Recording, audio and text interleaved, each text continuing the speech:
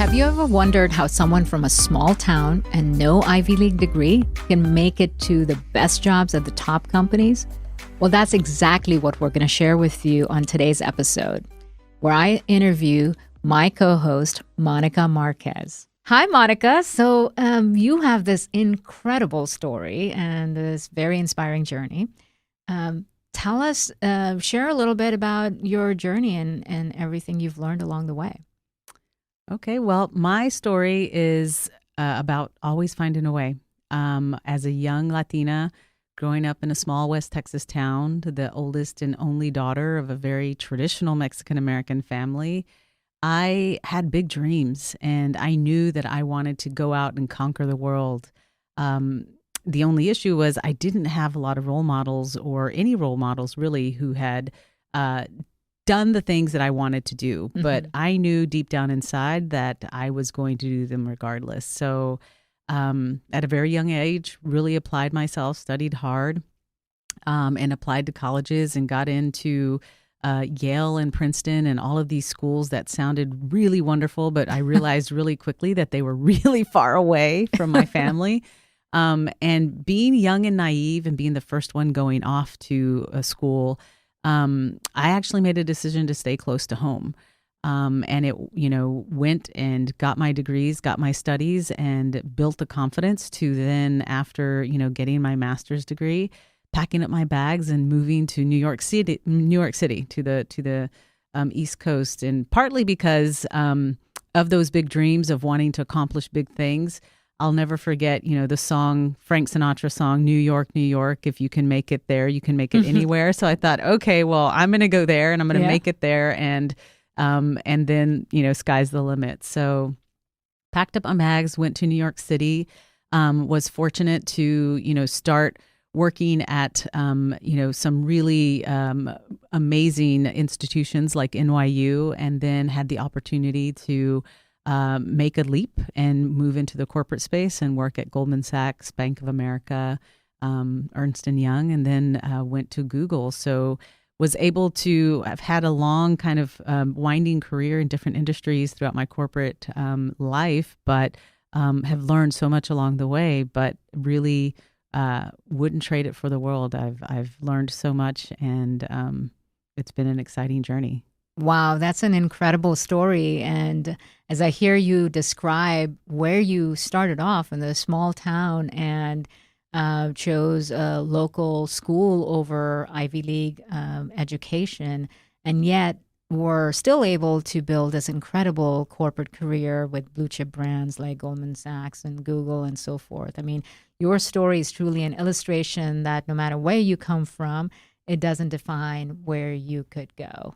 So you started off in academia, and then you made the switch to corporate. Now, that's not very common. I mean, there's so much that's different about those two worlds. Oftentimes people struggle with switching jobs, switching careers, even moving to new places. And yet you've had all these incredible transitions from the town you grew up with in Texas to moving to New York, to going from academia to corporate, and switching what you had studied to what your career then became. Tell us more about those transitions and what that experience was like.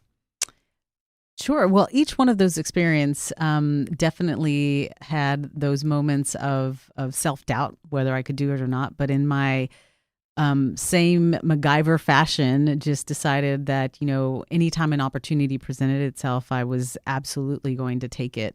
And so at that time when I had the opportunity, knock at the door that I could, take this job in the corporate, in corporate and finance industry, to be more specific, there was a moment where I was a little hesitant, and to be quite honest, because I didn't really know anything about corporate. I had someone reach out and said, hey, there's this opportunity at Goldman Sachs. And my first initial reaction, to be quite honest, was, who's Goldman Sachs? And then after doing a little bit of research, I realized, oh, okay, that was They're probably only the biggest firm on Wall Street. Exactly. But, I just confiding in some friends and mentors and others, knew that this was an opportunity I couldn't let pass by. So, I made the leap. And again, with any big kind of transition that you make, you'll always have those moments. And I still, to this day, struggle sometimes where you have those moments of self-doubt, or those, you second guess your decision. So I absolutely had that. I made that jump, and then for, a split second started feeling, what did I get myself into? I don't belong here. I'm completely inadequate. I'm surrounded by a lot of really smart people, and they all had Ivy League degrees. And here I was, this, young Latina from a small town in West Texas, finding myself now at one of the leading organizations. And so I, for a minute felt like I got paralyzed, and then snapped out of it, and kind of pulled myself up from my bootstraps and said, look, you're MacGyver, you can do this. And so I really quickly just learned as quickly as I could, and adapted, and really did my homework, and really understanding, what does success look like in this organization? And I'm going to do just that. And over the course of, the years, I gained my confidence, I found my voice, and I just decided to, never look back. Wow. That's incredible. And that's such phenomenal advice for anyone that's looking to switch lanes.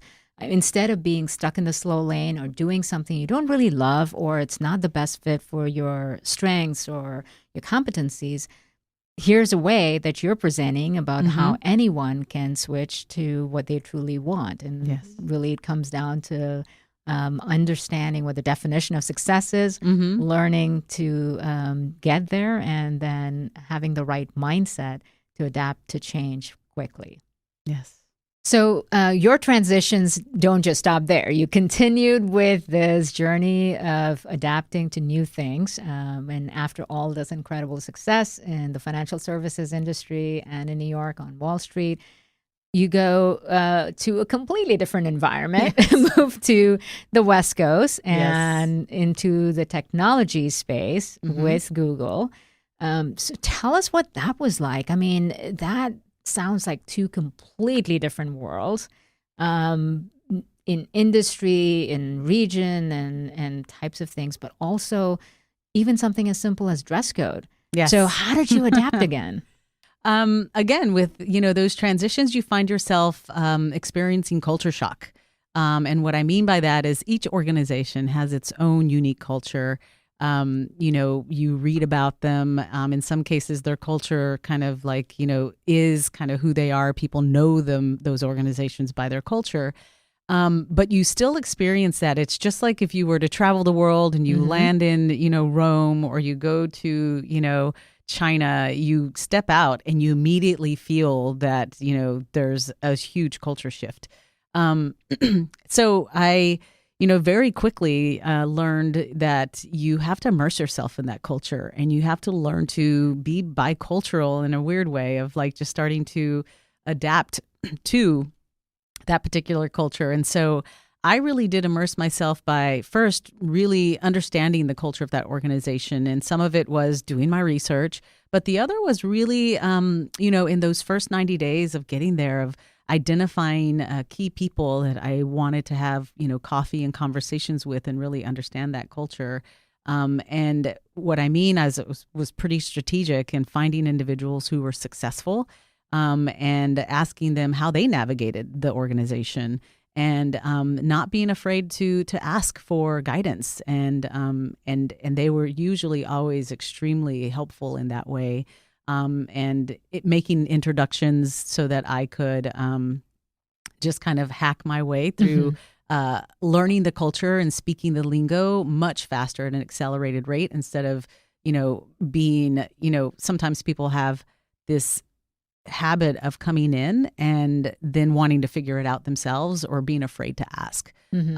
I learned really quickly to get over that fear of asking questions.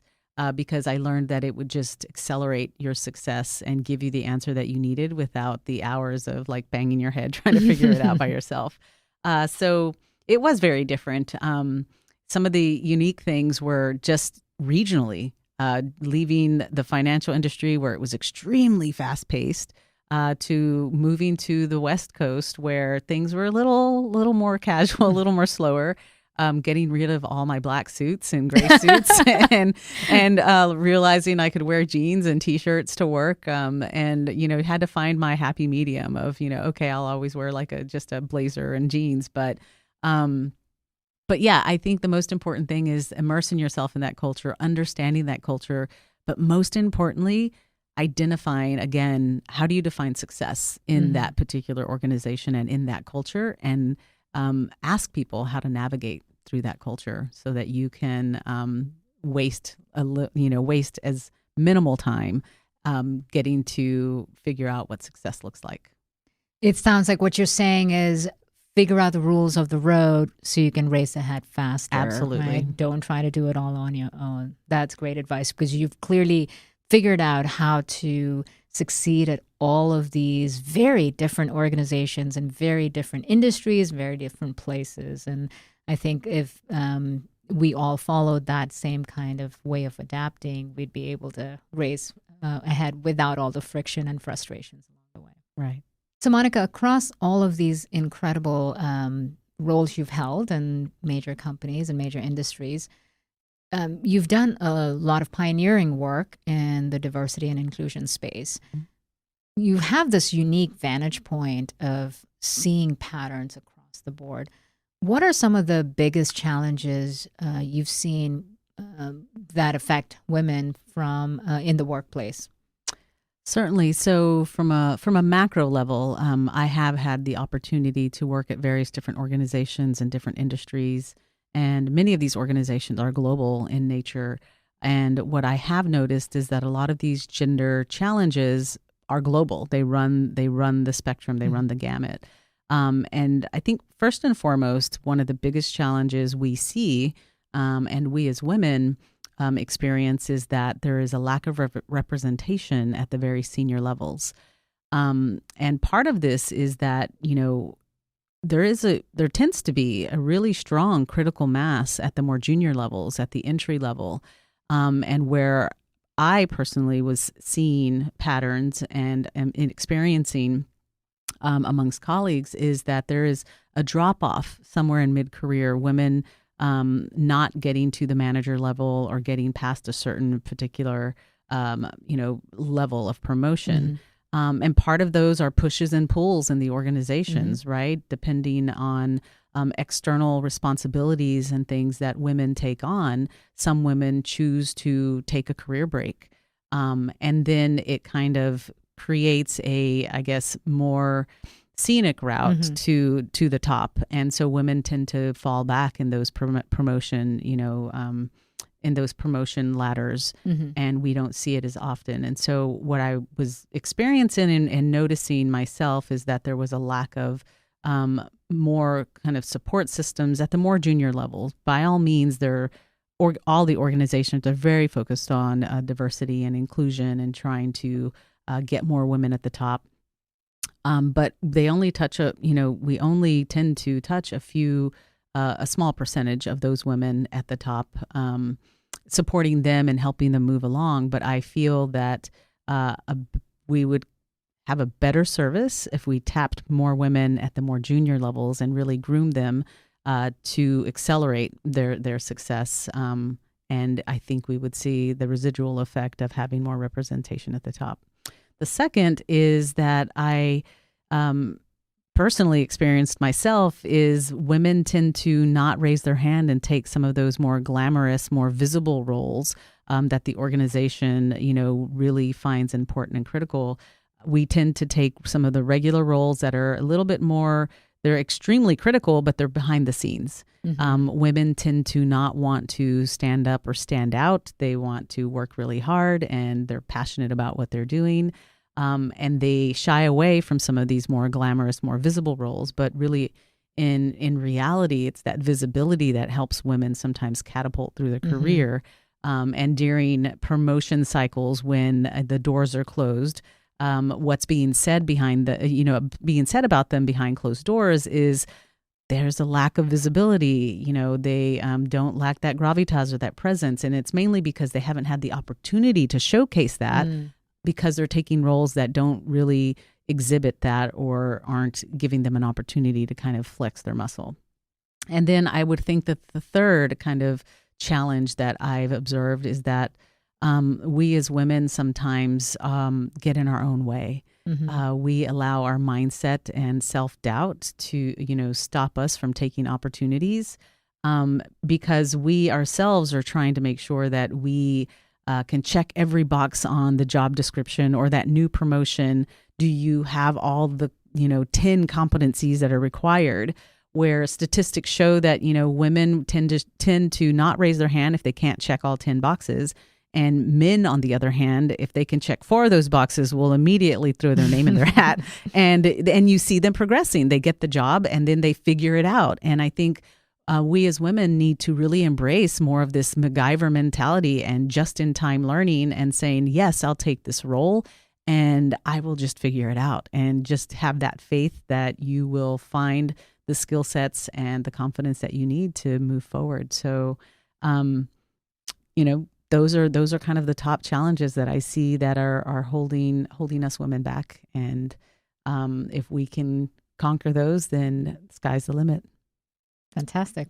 So of all of these incredible things you've done in your career, and creating so much impact for so many people, what are you most proud of or most grateful about to have been able to do? Well, I've been fortunate to have a career in working in jobs that I'm extremely passionate about in diversity and inclusion. But I'll have to say that one of the most proud and excited programs I love to talk about is the returnship program that I created a little over 11 years ago at Goldman Sachs.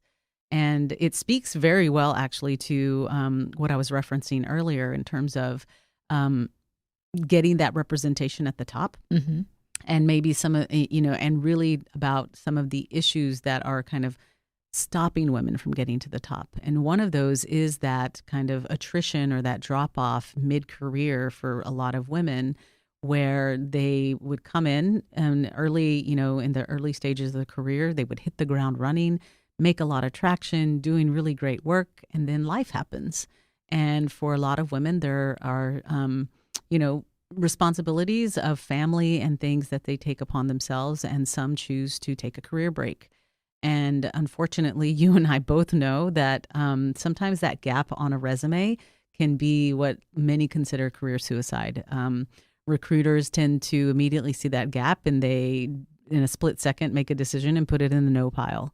And managers tend to be very risk averse of hiring someone who has a career break, because there's this misconception that they are behind their times, or that they aren't as dedicated to their career because they've already left, et cetera, et cetera. The returnship program was a beautiful kind of bridge to this, idea of women leaving the workforce, but then having an opportunity to come back. And so the returnship is exactly what it sounds like. It was an internship for women returning to work. And one, it mitigated the risk for hiring managers who weren't quite sure if the women would be able to come back in and hit the ground running. So it was a bit of a try before you buy type of program. And I'm proud to say that 11 years later, this program is still running strong. It has afforded hundreds and hundreds of opportunities for women across the globe to re-enter the workforce and hit the ground running and not look back any longer.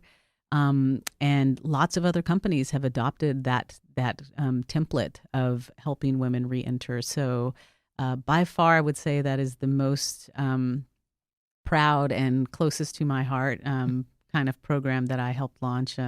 Consider it my baby. That sounds like that was your glamorous role, right? Highly Absolutely, visible, yes. put you in the spotlight, and showcased your leadership and pioneering skills as well. Absolutely. I mean, I didn't know it at the time, but it was kind of one of these one-of-a-kind type of programs, or first-of-its-kind programs. Didn't have a benchmark, but we just moved forward, and I was fortunate to have the support of senior leadership, and the rest is history. So as you look back on your career, what are the top three things that helped you succeed? So the top three things, I think if I were to rattle them off really quickly, would be community, embracing the idea of just-in-time learning, and really finding your inner MacGyver and just figuring things out. And so for community, um, really realizing that you are not going to be able to do it all by yourself. Community is really your mentors, your sponsors, even, your family, the external, support that you're getting. But I learned really quickly that, navigating any of the cultures or organizations I was at, it was really reaching out to mentors and sponsors and individuals who had been there and learned to navigate, and really telling them, hey, give me the shortcut, and, how do I don't want to take the wrong turn, or I don't want to take the wrong detour. Can you just help, be my, tell me where the North Star is at, and so that I can know which way I'm going. So community by all means is something that is absolutely critical. And I think then it plays into, you being able to, as I mentioned, MacGyvering and figuring your way out. If an opportunity presents itself, take it, but then leverage that community and figure out what are the resources, what are the things that you need to do. So they kind of play hand in hand. I mean, you need to have a really strong network of peers, sponsors, mentors. And then when you take on these challenges, it'll give you that confidence of like, okay, I know I can figure this out because with the support of my community, they're going to help me navigate this. And so you'll find yourself not allowing yourself to let opportunities pass you up. And then I would think one of the most important, and I think even now when you think about the future of work and the disruption of technology, it's really embracing that idea of just-in-time learning. Understanding that, you don't know everything, and most of the time you don't know what you don't know. And don't let an opportunity pass you by just because you don't know it. Or if there's a promotion or a job that you are wanting to seek out, and you look at the job, the job rec, and you're like, I only have like 8 out of 10 of these. Throw your name in the hat and you will figure it out. Just embrace that just-in-time learning and leverage your network and just be able to, MacGyver your way through it. I mean, I really think those three things will help you pave the way to success in any endeavor you take. And clearly you're a great example of someone who has used those three things and achieved all kinds of successes despite, where you started and where how far you've gone and continue to keep going. Yes. You mentioned the future of work and how organizations and industries are rapidly changing.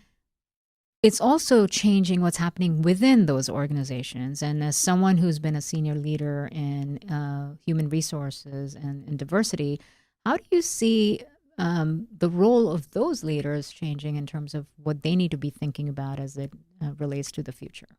That's a really great question. I think what most HR professionals will tell you that keeps them up at night is just that disruption of the way work is evolving. The future of work is that, there is a critical need to reskill and upskill their talent. And so really thinking about how are they, or, how are the organizations really looking at, how are they training their people, and how are they able to provide more cutting edge training to their individuals, and not just at the senior levels or those who are at the mid to senior level, but really how do you start doing that at a much more junior kind of manager level? Because where you see a lot of the attrition happen is at that, lower manager, mid manager level. Where, there's the significant attrition. So how do you train them and upskill them so that they are, progressing in their career? Because most of the time, research and studies will, show that individuals leave organizations because they're looking for that next opportunity or, the bigger opportunity or the better opportunity. And one of the key benefits that this, younger millennial population and just the other generations are looking for are just career development. They're looking for development. They want to develop. And if you can afford them the opportunities in your organization, they're less likely to leave. Yeah. So I think, just making sure that you are thinking about cutting edge training, because a lot of training nowadays is not keeping up with the pace of technology or with the changing of technology. So how can you really help them, embrace agile learning and getting them to think what's coming around the corner, how teach them the skills on how to do that, opposed to letting things happen, letting things disrupt them, and, instead let them disrupt themselves and learn a lot better. The other, I think, really key thing that organizations are starting to, some more than others, but starting to realize that diversity of thought and diversity and inclusion is actually going to help organizations level up quicker and faster.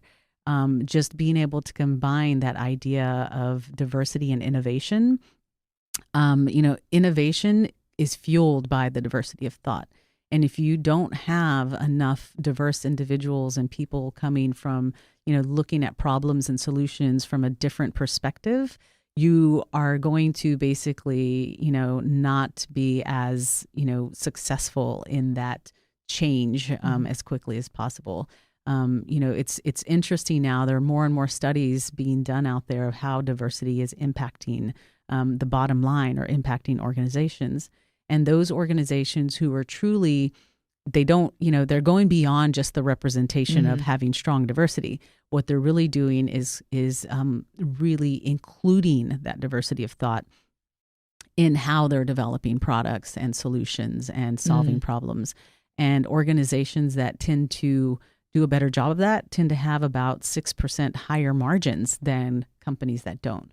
So leaders are starting to see that and really embracing that idea. But I do feel that, really thinking about cutting edge training and increasing that level of diversity and along the lines of innovation are, what's really going to be critical in the future for organizations to be successful. So really focusing on how you develop the skilled and diverse workforce of the future. Absolutely. But also recognizing that this isn't just about a feel-good thing or a box to check, that it's really about the business case and the necessity for success, where HR professionals and leaders aren't just a support function, but actually very core to the nature of the organizations and the agile cultures that will drive success for every business. Absolutely. Monica, you've shared so many incredible strategies and pearls of wisdom. As a final question, what advice would you give to our listeners in terms of how they can get ready for the future and rise up faster? You've done an incredible job in your own career, kind of navigating through all kinds of things and constantly leveling up. What advice would you give to our listeners? What advice? I think the most important thing is really developing that muscle of your mindset, of not allowing self-doubt to rob you of any of these opportunities. I think in this really fast-paced, changing world, technology is disrupting the work and the workforce as we know it. And it can create a lot of ambiguity and sometimes doubt and fear in people. But really embracing that mindset of, you can figure it out. You will, as long as you are anticipating and adapting and embracing the ideas of just-in-time learning and just being agile, you will get through it. And, it's important to have a really kind of strong mindset and not allow just self-doubt to creep in. It happens all the time, and just learn to kind of flick that little character off your shoulder when it shows up. But we struggle with it all the time. I mean, I struggle with it all the time, and you have to learn to just recognize when it's happening and then just shake it off and know that you will be able to, move ahead. and know that, any current situation that you're in right now isn't going to stop you from achieving what you want to achieve. Just really flexing that muscle and, keeping a strong, positive mindset, I think, will certainly get you poised in the right position for all of this disruption that'll come your way. You'll just be able to conquer it and stay ahead of it. That's fantastic. So you have faith that you can MacGyver your way to where you want to be. Absolutely. Spoken like the true MacGyver of the marginalized. So thank you so much. Really great ideas and recommendations, and so many inspiring pivots that you've done throughout your career that I think will serve our listeners really well in terms of understanding how they can do the same. So thanks again for your time, and looking forward to having many more conversations in the future. Well, thank you. I really do appreciate the time and the opportunity. Whether you're just getting started or hungry to get ahead, simply working hard is no longer enough to advance your career. You must keep learning new skills and adapt to a rapidly changing business landscape. If you're an ambitious woman who wants to dominate your career, then the Beyond Barriers Habits and Hacks show is for you. This show is co-hosted by Nikki Barua, digital innovator, serial entrepreneur, author, and speaker, and Monica Marquez, ex-Googler, diversity expert, and senior corporate leader. As thought leaders in innovation and inclusion, we bring unique insights on career success in the digital age. Learn how to develop the skill set, mindset, and tool set to accelerate your success, gain clarity, develop unstoppable confidence, anticipate and get ahead of change, master cutting-edge success strategies, and build a powerful professional network. Check out new episodes every Monday and turn TGIF into TGIM.